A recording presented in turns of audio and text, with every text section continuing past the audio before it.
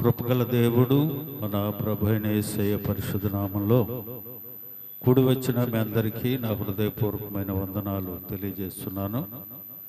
కొద్దిసేపు దేవుని మాటలు విందాం. పరిశుద్ధ గ్రంథము నుండి మొదటి కొరింథీ పత్రిక 6వ అధ్యాయము 10-11 వచనాలు చదువుకుందాం. మొదటి కొరింథీ పత్రిక 6వ అధ్యాయము 10-11 వచనాలు. దొంగలైనను, లోబులైనను, త్రాగుబోతులైనను, దోషకులైనను, దోచుకొనువారైనను దేవుని రాజ్యమునకు వారసులు కానేరరు. మీలో కొందరు అట్టివారై ఉంటిరి గాని ప్రభు అయిన యేసుక్రీస్తు నామమునందు మన దేవుని ఆత్మయందును మీరు కడగబడి పరిశుద్ధపరచబడిన వారై నీతిమంతులుగా తీర్చబడితిరి. ప్రార్థన చేసుకుందాం. ప్రభువా, నీ వందనాలనైనా ఈ దినం మీరు మాకు అనుగ్రహించిన ఈ లేఖనాన్ని బట్టి మీకు స్తోత్రాలు. ప్రభువా, ఈ లేఖనాన్ని ధ్యానం చేసి నీ బిడ్డలకు వివరించే జ్ఞానం నాకు లేదు.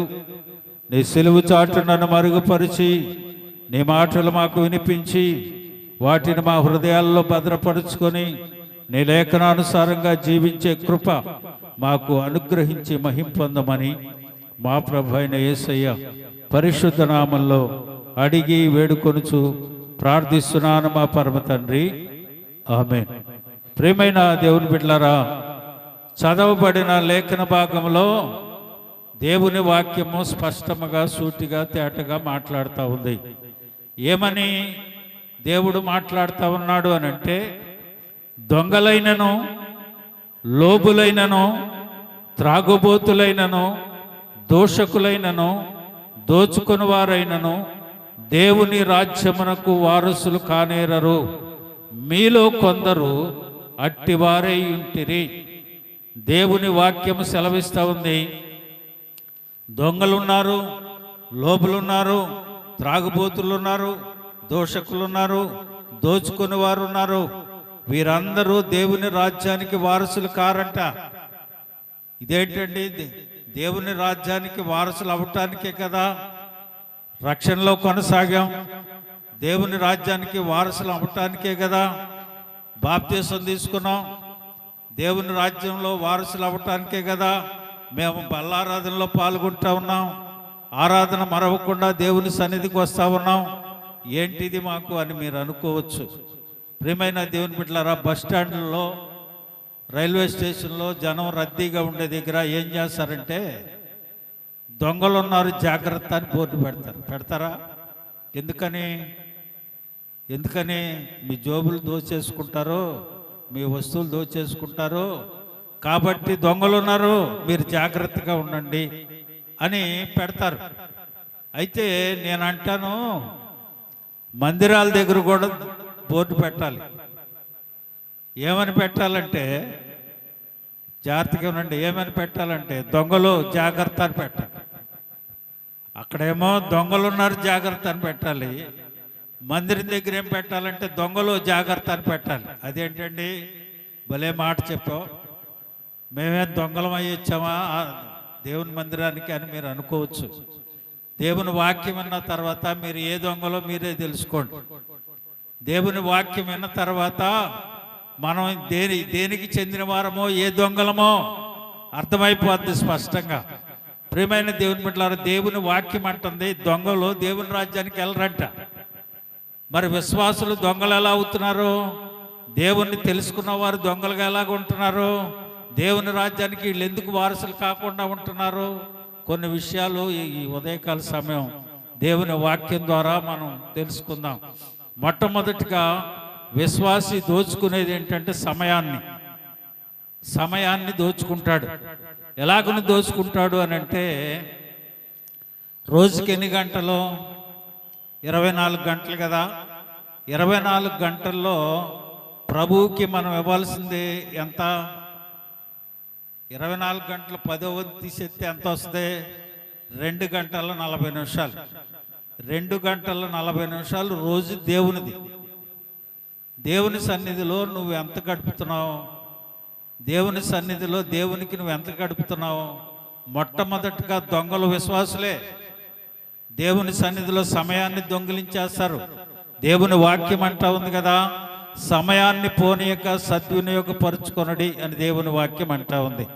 ఆ సమయాన్ని కానీ సద్వినియోగపరచుకొనకుండా నీ ఉన్నావు అని అంటే నువ్వు దొంగవే. చదువుకున్న మూలవాక్యంలో ఉంది, దొంగలు దేవుని రాజ్యానికి వెళ్ళరు అని ఉంది. ఇప్పుడు మనం వెళ్తామా వెళ్ళమా? చెప్పండి. వెళ్ళటానికి వచ్చామా వెళ్ళకుండా ఉండటానికి వచ్చామా? వెళ్ళటానికేగా వచ్చింది. నిత్యజీవం పొందుకోవటానికే కదా బాప్తీసం తీసుకున్నాం. సమయాన్ని సద్వినియోగపరుచుకొనకుండా చూడండి, 8 గంటలకి స్కూలు అని అంటే 7 గంటలకు 5:30కు లేచి పిల్లలు స్కూలులోకి వెళ్ళటానికి బాక్సులు పెట్టి వాళ్ళని రెడీ చేసేసి అన్నీ పెట్టేసి 8 గంటలకల్లా బస్సు వస్తామో బండికో ఎక్కించి అని పంపించేస్తుంటాం. 9 గంటలకి ప్రార్థన అని చెప్తే 10:30 అయినా ఇప్పుడు రాడు. వీళ్ళని ఏమనాలి? ప్రార్థనలు జరుగుతూ ఉంటాయి, పక్కనే ఉంటాం మనం. ఆ పరిసర ప్రాంతాల్లోనే దేవుని వాక్యం వినపడుతూ ఉంటుంది, కానీ దానికి చెవి పెట్టం, దేవుని సన్నిధికి రాము. వీళ్ళని ఏమనాలి చెప్పండి? మీరే అర్థం చేసుకోండి, ఇంక నేనేం చెప్పవసరంలా. దేవుని ఒక దైవజనుడు లెక్కలేశాడు. ఏమని లెక్కలేశాడంటే, మనిషి ఒకవేళ దేవుడు తనకు ఆయుష్ ఇస్తే 75 సంవత్సరాలు బ్రతుకుతాడు కదా, ఆ 75 సంవత్సరాల్లో మనిషి తన జీవితంలో దేవునికి ఇచ్చేది 6 నెలలేనంట. ఈడు ఎన్ని సంవత్సరాలు బ్రతుకుతున్నాడు? 75 సంవత్సరాలు క్యాల్కులేట్ చేసి ఆ క్యాల్కులేషన్లో దేవుని సన్నిధిలో ఈ వ్యక్తి ఎన్ని సంవత్సరాలు గడుపుతున్నాడు, దేవునికి సమయాన్ని ఎంత ఇస్తున్నాడు అంటే 6 నెలలు ఇస్తున్నాడు. అయితే ఎక్కువగా ఆయన లెక్కలేసి చెప్పింది ఏంటంటే, నిద్రపోవటానికి 28 సంవత్సరాలు పడద్దంట. అతనికి నిద్రపోవటానికి ఎక్కువ సమయం గడుపుతాడంట. 28 సంవత్సరాలు నిద్రపోతాడంట 75 సంవత్సరాలు కానీ అతను బతికుంటే. తర్వాత పని చేయటానికి 19 సంవత్సరాలు చేస్తాడంట పని. ప్రయాణించడానికి 6 సంవత్సరాలు ప్రయాణం చేస్తాడంట. అటు వెళ్ళటం కానీ ఇటు వెళ్ళటం కానీ అక్కడికి వెళ్ళటం కానీ ఏదైనా ప్రయాణాల్లో చేసేది 6 సంవత్సరాలు ప్రయాణం చేస్తాడట. అలంకరించుకోవటానికి 6.5 సంవత్సరాలు పట్టుద్దంట. మేకప్ వేసుకుంటాం కదా మనం, అలంకరించుకుంటాం కదా, ముఖానికి పౌడర్ రాసుకుంటామని, తలదూకోవటం అని, అదని ఇదని, అవి చేయటానికి 6.5 సంవత్సరాలు పడద్దంట. అలాగనే వినోదాలకి 9 సంవత్సరాలు, అంటే పార్టీలకు వెళ్ళటం, వినోదాలకి సినిమాలు షికార్లు ఇవన్నీ టీవీలు చూడటం, లేదా వినోదాల్లో పాల్గొనడానికి 9 సంవత్సరాలు పడద్దంట. భోజనం చేయటానికి 6 సంవత్సరాలు పడుద్ది.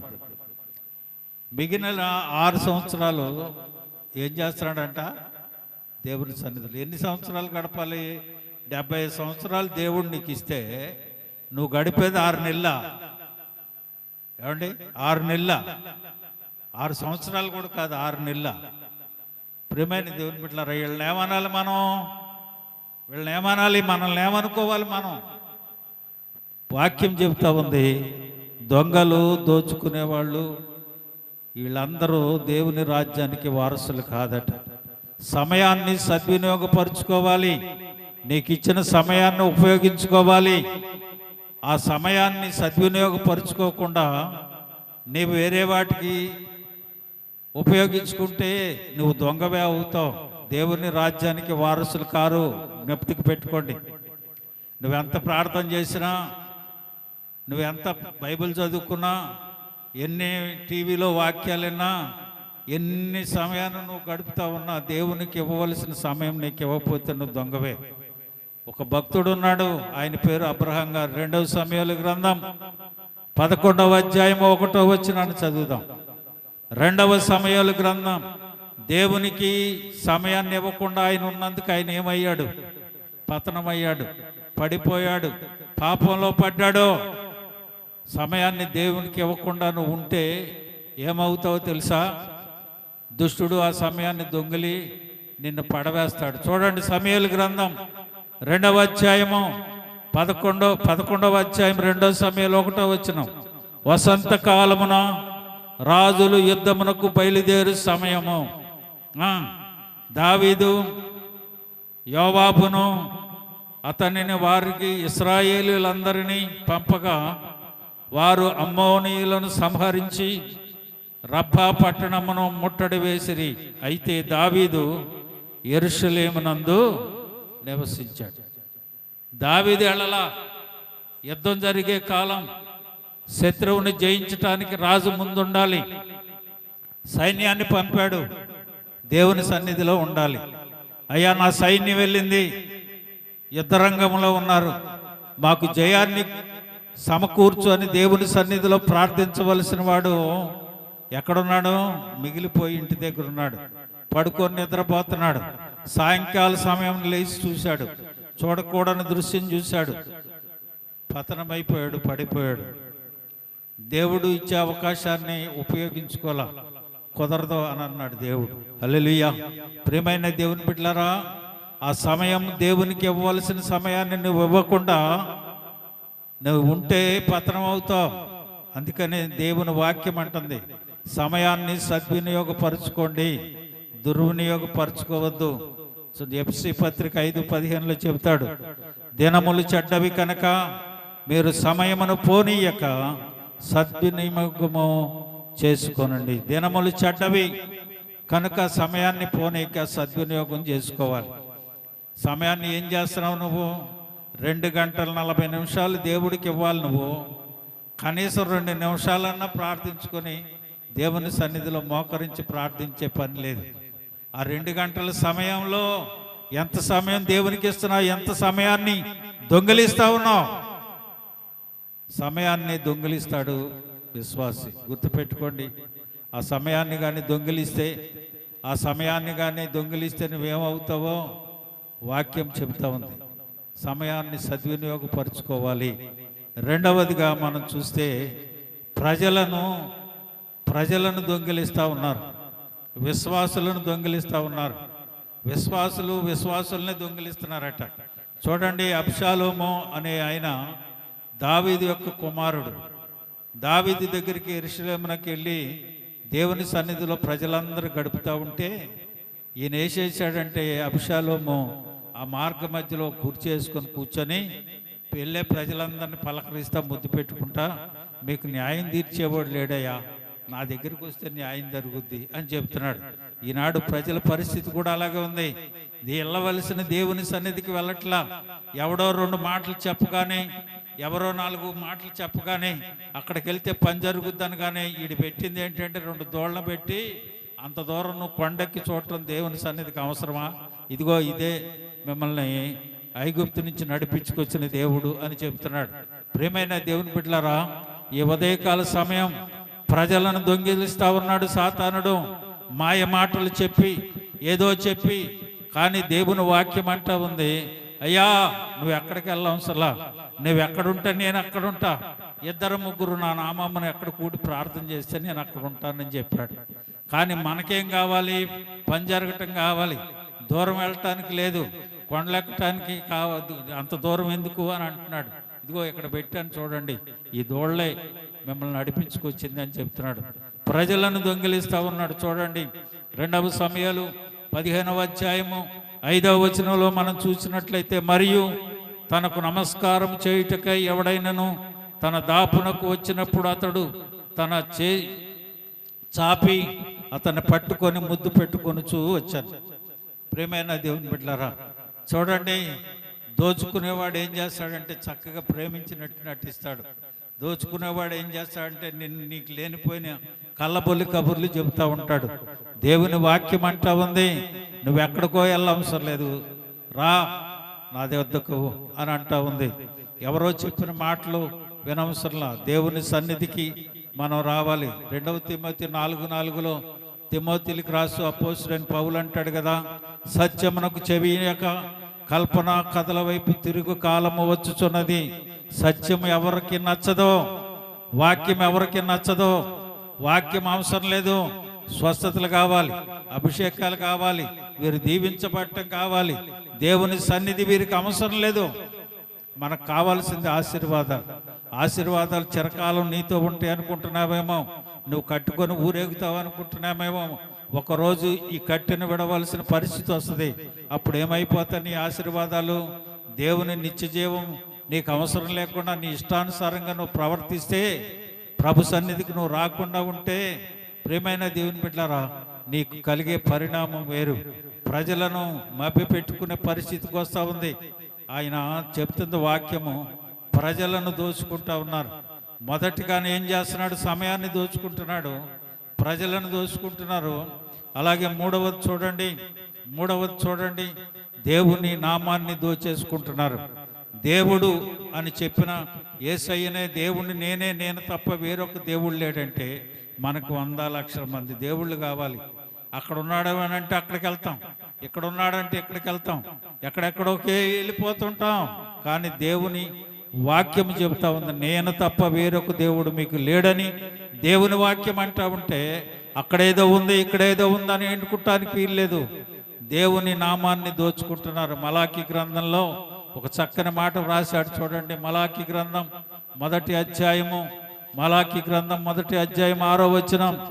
కుమారుడు తండ్రిని గణపరచును కదా, దాసుడు తన యజమానుని గణపరచును కదా. నా నామమును నిర్లక్ష్యము చేయి యాజకులారా, నేను తండ్రినైతే నాకు రావలసిన ఘనత ఏమాయను, నేను యజమానునైతే నాకు భయపడివాడు ఎక్కడ ఉన్నాడు అని సైన్యములకు అధిపతి యెహోవా మిమ్మల్ని అడుగగా, ఏమి చేసి నీ నామమును మేము నిర్లక్ష్యం చేసామని అంటారంట. అయ్యా, యేసయ్య అంటున్నాడు, నాకు రావాల్సిన ఘనత ఏమైపోయింది? పనిచేసుకుంటున్నారు, ప్రవక్తలను పూజిస్తూ ఉన్నారు, భక్తులను పూజిస్తూ ఉన్నారు, దేవునికి రావలసిన ఘనతను వారికి పెడతా ఉన్నారు. ఆది నుంచి మనం చూసినట్లయితే అబ్రహామును కొలవాలి, మోషేని కొలవాలి, దావీదును కొలవాలి. ఎంతో మంది భక్తులు ఉన్నారు. పరిశుద్ధ గ్రంథంలో మరి ఏలియా ఉన్నాడు, అద్భుతాలు చేశాడు. యెహోషువ ఉన్నాడు, సూర్యచంద్ర నక్షత్రాలను ఆపాడు. ఏలియా 3 సంవత్సరాల వర్షం పడద్దంటే పడకుండా ఆగిపోయింది. వీళ్ళందరూ దేవుళ్ళ కాదే, భక్తులు. వారిని ఆరాధించడానికి అర్హులు కాదు. అది పరిశుద్ధ గ్రంథం ఒప్పుకో. దేవుడే ఇప్పుడు చదివిన వాక్యం ఏమంటే, నాకు రావలసిన ఘనత ఏమైపోయింది? ఏం చేస్తా ఉన్నారు? దొంగలయ్యి మీరు నా నామాన్ని తీసుకెళ్ళి అక్కడ పెట్టి దోచేసుకుంటున్నారు. దేవుడే తనే స్వయంగా అంటున్నాడు. చదవబడిన లేఖన భాగం నేను చెప్పింది కాదు. దేవుడే బాధపడుతున్నాడు, నాకు రావలసిన ఘనత ఏది? చూడండి, లూసిఫర్ కూడా అలాగే కోరుకున్నాడు. చూడండి, యెషయా గ్రంథము 14వ అధ్యాయం 12 నుంచి 15 వరకు మనం అక్కడ చదువుకుంటే, అక్కడ వ్రాయబడిన వాక్యం ఏంటంటే, తేజో నక్షత్రమా, వేకువ చుక్క, ఆకాశము నుండి నీవేలా పడితివి, జనములను పడగొట్టిన నీవు నేలమట్టం వరకు ఎలాగు నరకబడితివి. నేను ఆకాశమునకు ఎక్కిపోవుదును, దేవుని నక్షత్రమునకు పైగా నా సింహాసనం ఎత్తింతును, ఉత్తర దిక్కునున్న సభాపర్వతం మీద కూర్చుందును, మేఘమండలం మీదకి ఎక్కుదును, మహోన్నతునితో చాటుగా నా సమానముగా నేను చేసుకుందును అని నీవు మనసులో అనుకుంటేవి కదా. నీవు పాతాళమునకును నరకములో ఒక మూలకు త్రోయబడ్డావు. హల్లెలూయా చెప్పండి, హల్లెలూయా. ఆ ఘనతను కోరుకున్న సైతాన్ ఏమైంది? లూసిఫర్ ఏమైంది? ఒక మూలకు తోయబడింది. ప్రియమైన దేవుని బిడ్డలారా, కోరుకుంది మహోన్నతునితో సమానంగా నేను కూడా ఉండాలని. ప్రియమైన దేవుని బిడ్డలారా, ఈనాడు లూసిఫర్లు తయారయ్యారు. నేనే దేవుణ్ణని చెప్పుకునేవాడు ఉన్నాడు. నేను యేసుక్రీస్తులో ఏ లక్షణాలు ఉన్నాయో నాలో కూడా ఆ లక్షణాలు ఉన్నాయని చెప్తున్నాడు. అభిషేకాలు పొందుతున్నారు, పూలు జల్లించుకుంటున్నారు. ఆయన కంటే ఎక్కువగా వీళ్ళు గణపరచబడతా ఉన్నారు. దేవుడు ఈ ఉదయకాల సమయం నీతో నాతో మనతో మాట్లాడుతున్నాడు. నాకు రావలసిన ఘనత ఏమైపోయింది? దొంగిలిస్తా ఉన్నారు. ప్రియమైన దేవుని బిడ్డలారా, 2 చేతులు జోడించి చెబుతా ఉన్నా, పరిశుద్ధ గ్రంథాన్ని తెలుసుకోండి, వాక్యాన్ని తెలుసుకోండి, వాక్యాన్ని అనుసరించి నడవండి. దేవుని వాక్యమే అంటా ఉంది, నేను తప్ప వేరొక దేవుడు మీకు లేడు అని. మరి ఎందుకు ఇంతమందిని మనం పూజిస్తూ ఉన్నాం? ఇంతమంది దగ్గరికి ఎందుకు వెళ్తున్నాం? మనం వెళ్ళవలసింది యేసయ్య దగ్గరికి.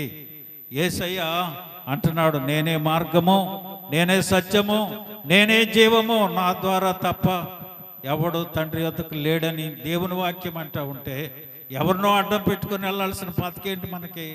ఆ పరిస్థితి ఏంటి మనకి? వద్దు, దేవుని వాక్యం అంటా ఉంది. వారు ఎక్కడికి వెళ్ళరంట? ఎక్కడికి వెళ్ళరంట? దొంగలైనను దోచుకునే వాళ్ళు దేవుని రాజ్యానికి. ఇది నేను చెప్పాను ఆ వాక్యం, నేనేం చెప్పలా, నా సొంతంగా నేను రాసింది కాదు, అది దేవుని వాక్యమే అంటా ఉంది. కనుక ప్రియమైన దేవుని బిడ్డలారా, ఈ ఉదయకాల సమయం దేవుని వాక్యాన్ని వింటున్న నీవు చాలా జాగ్రత్తగా ఉండాలి. మొదటిగా సమయాన్ని దోచుకుంటున్నారు, దేవుని ప్రజలను దోచుకుంటున్నారు, దేవుని నామాన్ని, దేవుని ఘనతను, దేవుని మహిమను, ఆయనకి రావలసిన వాటిని వీళ్ళు పొందుకుంటా ఉన్నారు. అది ఎంత దురదృష్టకరమైన విషయం. దానికి సపోర్ట్ చేసిన వారు, దాన్ని అనుసరించి నడిచేవారు దేవుని రాజ్యానికి వారసులు కారని స్పష్టంగా దేవుని వాక్యం చెప్తా ఉంది. మూడవదిగా, నాలుగవదిగా అంటున్నాడు కదా, దేవుని వాక్యాన్ని దొంగిలిస్తూ ఉన్నారట. చూడండి, పరిశుద్ధ గ్రంథం నుండి యోహాను మత్తయి సువార్త 15వ అధ్యాయం 6వ వచనం, 15:6 త్వరగా తీయాలి. మీరు మీ పారంపర్యాచారము నిమిత్తము దేవుని వాక్యమును నిరర్థకము చేస్తా ఉన్నారు. చూడండి అందరూ ఒకసారి, మీ పారంపర్యాచారం, మా తాతల తండ్రులు ఇది చేశారండి, అందుకనే మేము ఇలా చేస్తున్నామని అంటే కుదరదు. దేవుని వాక్యం చెప్పినట్టు చేతి, మీ తాత మీ తండ్రో ఎవడో చెప్పినట్టు కాదు. అక్కడ దేవుని వాక్యం ఏం చెబుతుందో అదే చెయ్యాలి.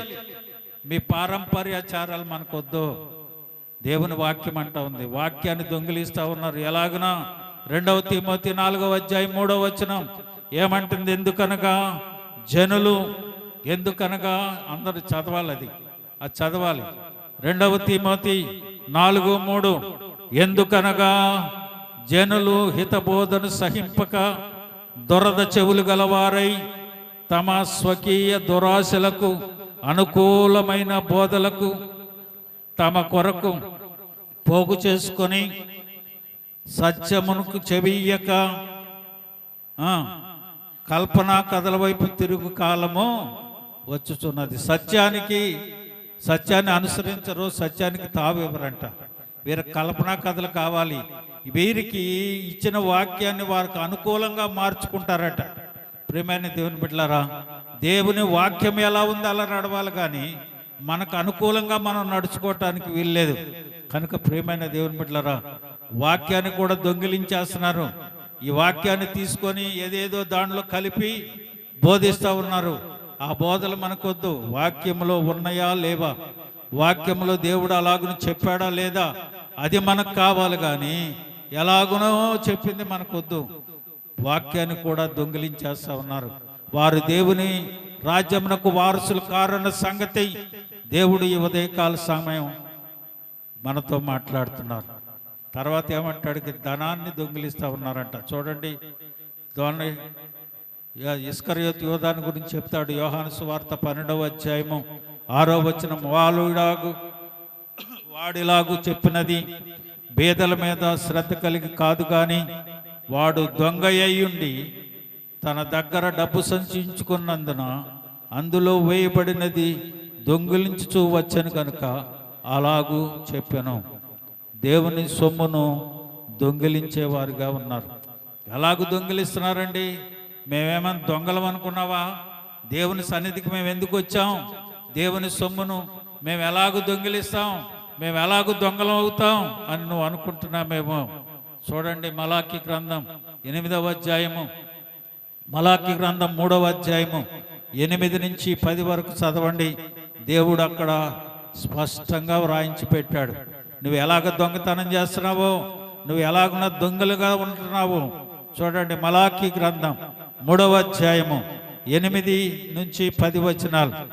మానవుడు దేవుని యొద్ద దొంగలునా అంటే దొంగతున్నాడా లేదా? దొంగలుతున్నాడు. దేవుని సొమ్మును దొంగలుతున్నాడు. మానవుడు దేవుని యొద్ద దొంగలునా? అయితే మీరు నా యొద్ద దొంగిలితిరి. ఏమంటుంది వాక్యం? ఏమంటుంది? మీరు దొంగలే అంటా ఉంది. ఎలాగున మేము దొంగతనం చేశామయ్యా అని నువ్వు అడగొచ్చు. దేవుని వాక్యం అంటుంది. చూడండి, దేని విషయంలో మేము నీ యొద్ద దొంగిలితమని మీరందరూ ఏం దొంగతున్నారంట? 10వ భాగమును ప్రతిష్టార్పణలను ఈయక దొంగిలితిరి. ఈ జనులందరూ నా యొద్ద దొంగులుచునే ఉన్నారు. వీరు ఏమైనారంట? శాపగ్రస్తులై ఉన్నారు. నా మందిరములో ఆహారం ఉండునట్లు 10వ భాగమంతయు మీరు నా మందిరంలోనికి తీసుకొని రండి. దీన్ని చేసి మీరు నన్ను శోధించిన యెడల నేను ఆకాశవాకిండ్లు విప్పి పట్టజాలనంత విస్తారమైన దీవెనలను కుమ్మరించదనని సైన్యములకు అధిపతియగు యెహోవా సెలవిచ్చుచున్నాడు. ప్రియమైన దేవుని బిడ్డలారా, మానవుడు ఎలాగ దొంగతనం చేస్తున్నాడో సూటిగా దేవుడు మనతో మాట్లాడుతున్నారు. అరే మీరు దొంగలు బాబు, ఇక్కడికి వచ్చింది మీరు దొంగలై వచ్చారు. నాకు ఇవ్వవలసినవి ఇవ్వట్ల, దశమ భాగములు, కృతజ్ఞతార్పణలు, నాకు చెందవలసినవన్నీ మీరు తీసుకొని రాట్లా. పైగా మేము ఏం చేసి దొంగతనం చేశాం అని మీరు అడుగుతున్నారు. మీరు దొంగలే అంటుంది వాక్యం. కాదా? దొంగలం కాదా? దొంగలమేగా, దొంగలమే. తర్వాత అంటుంది, మరి మీరు ఎందుకు ఆశీర్వదించబట్టలేదు మీకు తెలుసా అని అంటుంది. హగ్గయి గ్రంథం తీయండి ఒకసారి. హగ్గయి గ్రంథం 1వ అధ్యాయం 6వ వచనం. ఎందుకు నువ్వు దీవించబడతలేదు? నీవు సంపాదించుకున్నది ఏమైపోతా ఉందో అక్కడ దేవుడు స్పష్టంగా తెలియజేశాడు. చూడండి, మీరు తీసారా హగ్గయి గ్రంథం తీయండి ఒకసారి. 1వ అధ్యాయం 6వ వచనం అండర్లైన్ చేసుకోండి. మీరు విస్తారముగా విత్తినను కొంచెమే పండెను, మీరు భోజనం చేసి ఉన్నారు, ఆకలి తీరకై ఉన్నది, పానము చేయుచున్నను, దాహము తీరకై ఉన్నది, బట్టలు కప్పుకొనుచున్నను, చలికి ఆగకున్నది, పనివారు మీ కష్టం చేసి జీతము సంపాదించుకున్నాను. జీతం ఏమైపోతుందంట? ఏమైపోతుంది? చినిగిపోయిన సంచులలో వేసినట్లుగా ఉంది. హల్లెలూయా చెప్పండి. హల్లెలూయా. కష్టపడుతున్నాం, కానీ కష్టం తీసుకొచ్చి ఎక్కడేస్తున్నాడు? సిల్లి సంచులు ఎత్తే ఉంటుందా? మరి ఏమైపోతుంది? పడిపోతుంది. కష్టం అంతా ఏమైపోతుంది? పరుల పాలైపోతుంది. అలాగనే దేవుని వాక్యం అంటా ఉంది. అందుకని నీ కష్టం నిలబడట్లేదు. ప్రియమైన దేవుని బిడ్డలారా, ఈ ఉదయకాల సమయం దేవుని వాక్యాన్ని వింటున్న నీవు ఏ దొంగగా నీవు ఉన్నావో ఒకసారి ఆలోచించుకో. దేవుని సమయాన్ని వృధా చేయకూడదు, దేవుని ప్రజలను దోచుకొనకూడదు. ఎలాగనా దేవుని ఘనతను, ఆయన నామాన్ని వ్యర్థంగా మనం ఏమీ చేయకూడదు, దొంగిలించకూడదు, ఆయన వాక్యాన్ని దొంగిలించకూడదు. దేవుడు మనకిచ్చిన కష్టాన్ని మనం అనుభవించాలి అని అంటే దేవుడికి ఇవ్వవలసినవి ఇచ్చి ఆయన్ని శోధించు. అప్పుడు ఏమంటున్నాడు? ఆకాశవాకిండ్లు విప్పి పట్టజాలనంత విస్తారమైన దీవెనలు నీకు నేను కుమ్మరిస్తాను. ప్రియమైన దేవుని బిడ్డలారా, దేవుని వాక్యము సెలవిస్తూ ఉంది, అలాగున నువ్వు ఉండొద్దు. దొంగలైనను, త్రాగుబోతులైనను, దోషకులైనను, దోచుకుని వారైనను దేవుని రాజ్యానికి వారసులు కారు. దేవుని రాజ్యానికి వారసులుగా మనం ఉండాలి అని అంటే మనం ఏం చేయాలి? దొంగలుగా మనం ఉండకూడదు. మనము ఏ రీతిగా ఉన్నామో మనలను మనమే పరిశీలించుకొని ప్రభు సన్నిధిలో మోకరించి ప్రార్థన చేసుకుందాం. అందరూ తల్లవంచ